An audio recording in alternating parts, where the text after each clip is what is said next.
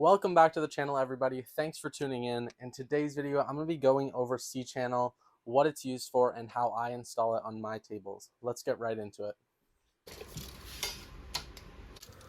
First things first, we've got to measure out where our CChannels are going. These ones are going 9 inches in from the end with 2.5 inches on either side. An important part about this step is making sure your C-channel won't interfere with your table base. In my scenario, my table base is going to the left of my C-channel. Once I have my C-channel outlined, I use a piece of melamine as a straight edge to run my router along. I use a 1/4 inch upcut spiral router bit. It leaves a really nice finish and I don't have to worry about any chip out. Once I've got the straight edge down, I'm ready to start routing our first slot. I take about 1/8 to a 1/4 inch passes. For those of you who haven't used or installed C-channels before, essentially it helps to prevent cupping or warping. During different seasons, as the humidity changes, wood expands or contracts as moisture enters or leaves the wood.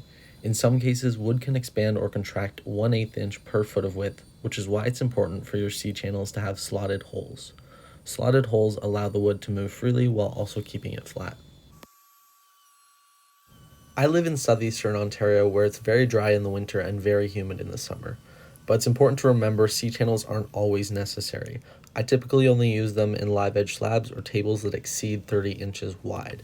In most cases, if your wood is properly dried, stored, milled, constructed, and attached to a solid base, there's an incredibly high probability that the top will remain flat for a very long time.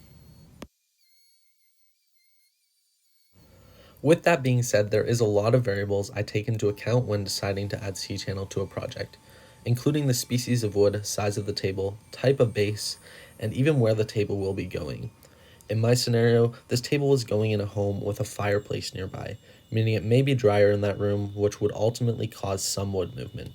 Although that wood movement likely wouldn't have caused any noticeable warping, the C-channel is a great added precaution.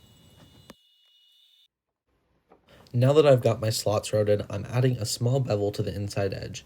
This allows the inside radius of the C-channel to sit nicely in place.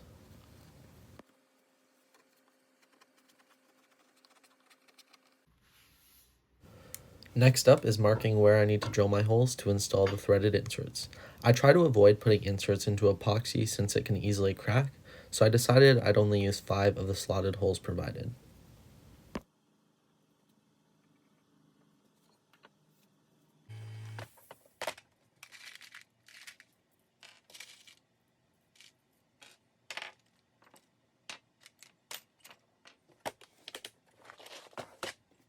My inserts require a 10mm hole. I personally like to use a brad point drill bit since it eliminates the possibility of the drill bit wandering and the hole being misaligned.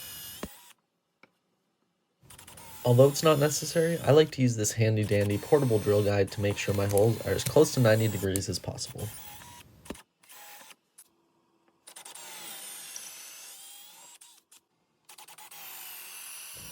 I also like to add a slight chamfer to the inside of the holes. This helps to stop any chipping caused from screwing in the insert. When it comes to the epoxy, I like to heat up the insert slightly to lower the chance of any epoxy cracking.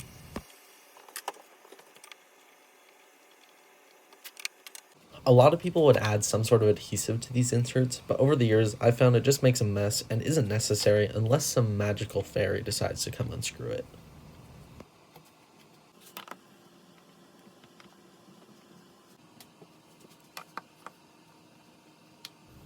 For those of you wondering, I get my inserts and bolts from Rampa.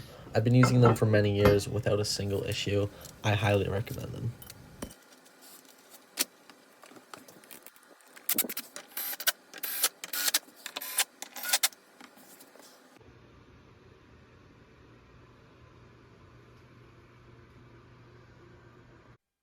If you made it this far, I appreciate it. Thanks for watching. I hope you guys enjoyed.